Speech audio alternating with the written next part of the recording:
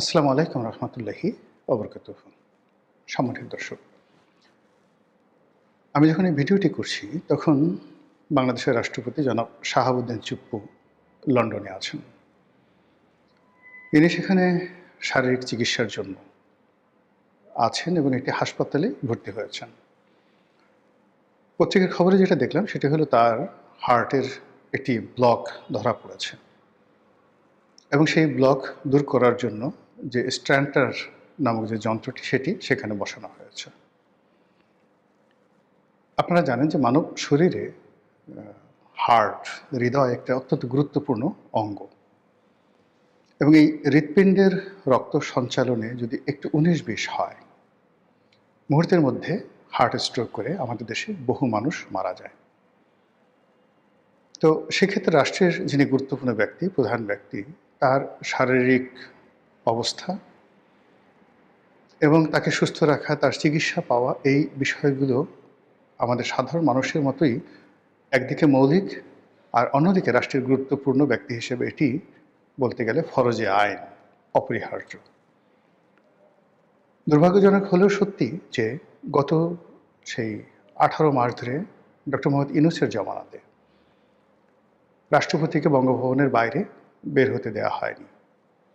তার নিয়মিত যে স্বাস্থ্য চিকিৎসা, এই স্বাস্থ্য চিকিৎসাও মূলত বঙ্গভবনের যে ডাক্তার, সেই ডাক্তারের মাধ্যমে করা হয়েছে। আর সেই ডাক্তার, বঙ্গভবনের যিনি ডাক্তার, তার কোনো সাধ্য নেই স্বাস্থ্য উপদেষ্টা কিংবা প্রধান উপদেষ্টা ডক্টর মোহাম্মদ ইউনূসের বাইরে গিয়ে একটি শব্দ করা। রাষ্ট্রপতি যে পদ, এই পদে কে শাহাবুদ্দিন চুপ্পু আছেন কিংবা অন্য কোনো ব্যক্তি আছেন, কে ইয়াজউদ্দিন সাহেব আছেন, does not matter, as long as তিনি যখন বঙ্গভবনে আছেন ততক্ষণ পর্যন্ত তিনি এ জাতির মুরব্বী, এ রাষ্ট্রের প্রথম ব্যক্তি, এ রাষ্ট্রের সম্মান এবং মর্যাদার প্রতীক। আমরা বাঙালি জাতি যে প্রতি বছর প্রায় ৭ লক্ষ ৮ লক্ষ কোটি টাকার আমরা বাজেট প্রণয়ন করি আমাদের টাকা দিয়ে। সেই টাকা দিয়ে আমরা অনেক কিছু খরচ করি, বিভিন্ন জেলাতে ডাকবাংলো রাখি, রেস্ট হাউস রাখি, দেশে বিদেশে অসংখ্য কোটি কোটি টাকা খরচ হয়। পৃথিবীর যে সকল দেশে আমাদের রাষ্ট্রদূত রয়েছেন, বাংলাদেশে দেখা গেল একজন সচিব তিনি টয়োটা করোলা গাড়ি ব্যবহার করেন, কিন্তু আমেরিকাতে, চায়নাতে, ইভেন ভুটানে আমাদের যে রাষ্ট্রদূত, সেই রাষ্ট্রদূত তাদের সম্মান এবং মর্যাদা আন্তর্জাতিক মানে রাখার জন্য আমরা তাদেরকে ডলারে বেতন দেই। আমরা তাদের ব্যবহার করার জন্য মার্সিডিস, BMW সিরিজের গাড়ি দেই এবং অন্যান্য রাষ্ট্রদূতের সঙ্গে দেখা সাক্ষাৎ করার জন্য তারা যাতে 5 স্টার হোটেলে বসে মিটিং করতে পারেন, এজন্য তাদের বাজেট বরাদ্দ থাকে। এটা রাষ্ট্রের মান মর্যাদার ব্যাপার। অনেক রাষ্ট্র খুব বড় হয়ে যায়, যেমন কানাডা, অস্ট্রেলিয়া, তারপর ধরুন জার্মানি। তাদের যিনি সরকার প্রধান, রাষ্ট্রপ্রধান, তিনি হাতে একটা ব্যাগ নিয়ে যদি রাস্তায় হাঁটেন, সাইকেলে করে যান, এটা তাদের জন্য মানে অতিরিক্ত সম্মান বয়ে নিয়ে আসে। যেভাবে আমাদের দেশের অতি ধনী যারা মানুষজন আছেন, তারা যদি কেউ রিকশায় চড়েন, সাধারণ হোটেলে খেতে যান, সাধারণ একটি জামা কাপড় পরেন, তাহলে তার সম্মান বৃদ্ধি পায়। কিন্তু নতুন ব্যবসা শুরু করেছেন, আপনার কোনো গাড়ি নেই, রিকশায় করে আপনি একটা ব্যবসার ডিল করার জন্য আমেরিকানদের সঙ্গে বসলেন, কিংবা ধরুন আপনি একজন ধনী মানুষের সাথে একটা বৈঠক করতে চান, সম্পর্ক করতে চান, ঠিক সেই সময়টাতে আপনার পোশাক আশাক থেকে শুরু করে সব কিছু সেখানে শালীন হতে হয়। একটা সার্টেন লিমিট পর্যন্ত মানুষকে এই আভিজাত্যটা বজায় রাখতে হয় এবং এটা শো আপ করতে হয় মধ্যবিত্ত, উচ্চ মধ্যবিত্ত পর্যন্ত। আপনি যদি খুব বেশি উচ্চবিত্ত হয়ে যান, তাহলে সবাই যখন জানে যে এই লোক এই গ্রুপের মালিক, বসুন্ধরার মালিক, এই গ্রুপ ইস্পাহানি গ্রুপের মালিক, পার্টেজ গ্রুপের মালিক, বেক্সিমকো গ্রুপের মালিক, তারা একটা লুঙ্গি পরে হাঁটলেও মানুষ মনে কিছু করে না, মনে করে যে না এদের আছে অনেক। কিন্তু যে সকল মানুষের ফেজ নেই, লোকজন চিনে না, জানে না, তাকে গাড়ি বাড়ি পোশাক আশাক দিয়ে, বডিগার্ড দিয়ে তাদেরকে শো আপ করতে হয়। তো তদ্রূপ বাংলাদেশের মতো একটা রাষ্ট্র, সেই রাষ্ট্রের যিনি প্রধানমন্ত্রী হবেন, সেই রাষ্ট্রের যিনি রাষ্ট্রপতি হবেন, সচিব হবেন, এবং বিদেশের সঙ্গে যখন তাদের কোনো বৈঠক হবে, সেখানে আমাদের দেশকে রিপ্রেজেন্ট করার জন্য আসলে ওই ধরনের শিক্ষা দীক্ষা পোশাক পরিচ্ছদ আভিজাত্য সব কিছু দরকার।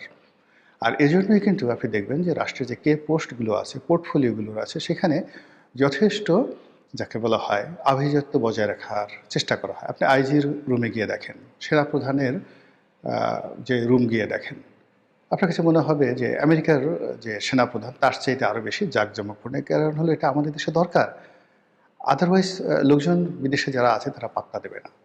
তো সেই অর্থে আমাদের বঙ্গভবন, আমাদের গণভবনে আমরা সাজসজ্জা করি। আমাদের এখানে অনেক খরচ হয়। আমাদের রাষ্ট্রপ্রধানরা, সরকার প্রধানরা অনেক সময় বিদেশে যান চিকিৎসা করার জন্য কিংবা চার্টার প্লেনে করে যান।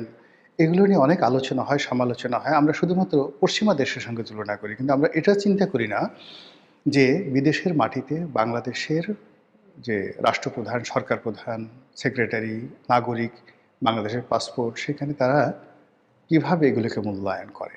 এটা আমরা বিচার বিশ্লেষণ করি না।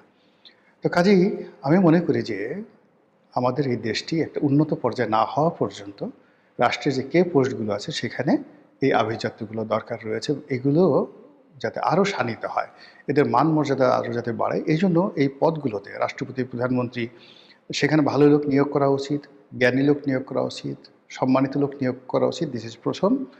আর সেকেন্ডলি হলো যে এই পোর্টফোলিওগুলোতে যে সকল রাষ্ট্রীয় সুযোগ সুবিধা রয়েছে সেগুলো এনশিওর করা উচিত এবং কোনো অবস্থাতেই জাতিগতভাবে আমরা এই সকল পদে যারা আছে তাদেরকে অপমান আমরা করব না, করতে পারি না।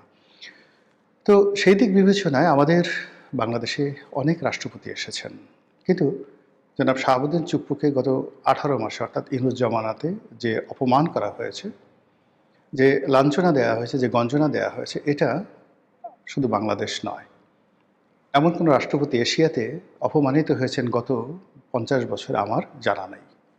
Number one. নাম্বার টু হলো যে এই ভদ্রলোক তো একেবারে যেনতেন লোক না। তিনি একজন বীর মুক্তিযোদ্ধা, একজন অবসরপ্রাপ্ত জেলা জজ, মানে জজিয়াতে এটা যখন তিনি জজ হিসেবে দায়িত্বরত থাকবেন, এটা একজন সচিব পদমর্যাদার পদ। সেখান থেকে তিনি দুর্নীতি দমন কমিশনের কমিশনার হিসেবে দায়িত্ব পালন করেছেন। লেখাপড়া জানা এই মানুষটিকে রাষ্ট্রপতি হিসেবে নিয়োগ দিয়েছে আওয়ামী লীগ সরকার।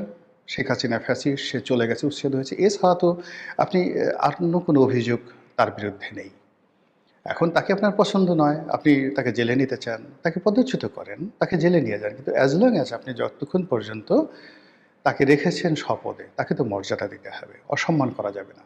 কিন্তু সেই অসম্মান, অমর্যাদা শুধু তাই নয়, তাকে ওই গারদের মধ্যে বঙ্গভবন নামক যে রাষ্ট্রপতির বাসভবন, ওটাকে রীতিমতো কারাগারে রূপান্তরিত করা হয়েছে।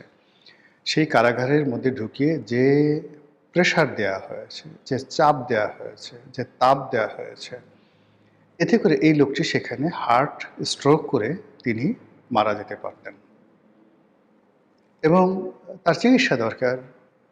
এটা আমরা অনেক সময় ঠাট্টা করেছি, মস্কারা করেছি। ইভেন এইবারে যখন তিনি লন্ডনে যাচ্ছিলেন, অনেক মানুষ বলার চেষ্টা করছে যে কেন তার এখানে যাওয়ার দরকার, তো তিনি তো এখানে এই কাজগুলো করতে পারতেন।